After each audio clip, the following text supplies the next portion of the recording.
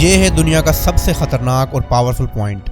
30 मील की इस छोटी सी जगह को कंट्रोल करने का मतलब है पूरी दुनिया पर राज करना, और इसे ब्लॉक करने का मतलब है पूरी दुनिया को तबाह कर देना। इस पॉइंट को कहते हैं स्ट्रेट ऑफ हार्मूज। स्ट्रेट्स असल में समुद्र के ऐसे पतले हिस्से होते हैं जो दो बड़े समुद्रों को जोड़ने का काम करते हैं। अब ऐसी क्या खसूसियात हैं कि इस 30 मील की छोटी सी जगह में जो इसे इतना पावरफुल और इम्पोर्टेंट बनाता है? तो आइए जानते हैं आज की इस वीडियो में। इनसाइट्स टीवी की वीडियोस में एक बार फिर से खुशामदीद। नाजरीन, हमारी ज़मीन के 70% हिस्से पे समुंदर हैं और इन्हीं समुंदरों के ज़रिए दुनिया की 80% तक ट्रेड होती है। किसी भी वक्त तकरीबन 50,000 समुद्री जहाज़ इन समुद्रों को क्रॉस कर रहे होते हैं, लेकिन बदकिस्मती से इन समुद्रों से गुजरना कोई आसान काम नहीं है। कुदरती जुग्राफिया की मदद से इन समुद्रों में ऐसे स्ट्रेट या चौक पॉइंट्स बने हुए हैं जो अगर किसी भी वजह से ब्लॉक हो जाएं तो पूरी दुनिया की इकोनॉमी हिल कर रह जाएगी। यही हुआ था मार्च 2021 में, जब एक कार्गो शिप स्विस कैनाल में 6 दिन तक फंस गई थी और पूरी दुनिया को $10 बिलियन का नुकसान उठाना पड़ा।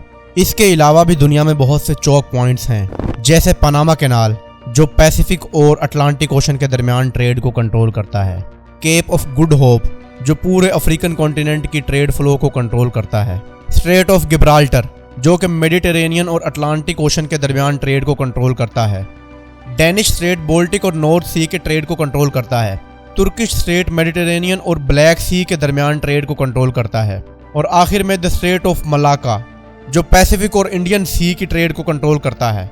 लेकिन इनमें से कोई भी पॉइंट इतना डेंजरस और इम्पोर्टेंट नहीं है जितना स्ट्रेट ऑफ हार्मोज है, और इसकी वजह यह है कि पर्शियन गल्फ और गल्फ ऑफ ओमान को कंट्रोल करने का ये वाहिद रास्ता है, और यहीं से सारे समुद्री जहाज निकल के पूरी दुनिया में जाते हैं।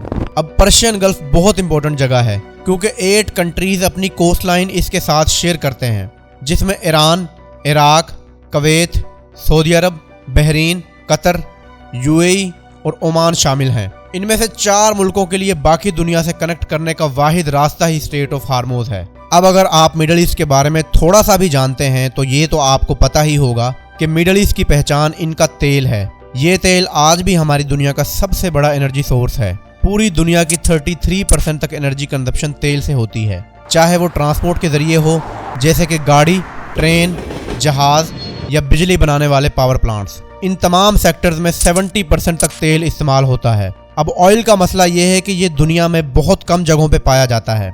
इस सर्कल में मौजूद तमाम 8 कंट्रीज के पास कुल मिलाकर दुनिया का 50% रिजर्व ऑयल है। मतलब पूरी दुनिया का आधा तेल इन 8 कंट्रीज के पास है।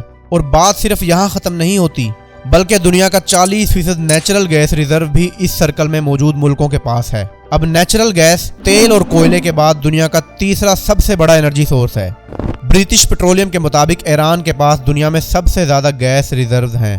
तो हम ये कह सकते हैं कि पूरे पर्शियन गल्फ में तेल और नेचुरल गैस के इतने ज्यादा ज़खायर हैं जितने शायद हमारे पूरे प्लानेट पर कहीं नहीं। और इसीलिए पूरी दुनिया की 15% एनर्जी सप्लाई इसी पर्शियन गल्फ में मौजूद कंट्रीज से आती है। और फिलहाल इस सप्लाई लाइन का पूरी दुनिया के पास कोई अल्टरनेटिव भी नहीं है। लेकिन इस 30 मील के एरिया से गुजर कर जाना इतना भी आसान काम नहीं है। सबसे पहले यहाँ 8 ऐसे आइलैंड्स हैं जिन्हें हर समुद्री जहाज को अवॉइड करना पड़ता है, और ये 8 में से 7 आइलैंड्स ईरान के कंट्रोल में हैं। इन 3 आइलैंड्स को यूएई कंट्रोल करना चाहता था, मगर 1970 में ईरान मिलिट्री ने इन पर भी कब्जा कर लिया था। तो इस सारे एरिया पे तकरीबन ईरान का ही कंट्रोल है। दूसरा, ये जो रेड हाईलाइटेड जगह आप देख रहे हैं, यहाँ पर समुद्र बहुत गहरा है और ऑयल टैंकर्स का यहाँ से गुजरना तकरीबन नामुमकिन है।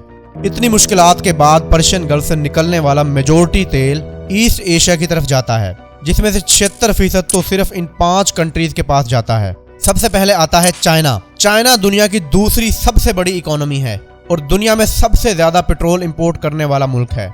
चाइना की टोटल पेट्रोलियम इंपोर्ट का तकरीबन 45% हिस्सा इसी स्ट्रेट ऑफ हार्मोज से गुजर कर आता है। जापान दुनिया की तीसरी सबसे बड़ी इकोनॉमी है, जिसे अपनी 100% एनर्जी इंपोर्ट करनी पड़ती है, और इस 100% इंपोर्टेड एनर्जी सप्लाई में से तकरीबन 80% इसी 30 मील के चौक पॉइंट से गुजर कर आता है। इंडिया जो कि दुनिया की 6th लार्जेस्ट इकोनॉमी है, वो भी अपना 70% ऑयल और 50% गैस इन्हीं पर्शियन गल्फ कंट्रीज से इंपोर्ट करता है, और वो भी इसी रास्ते से।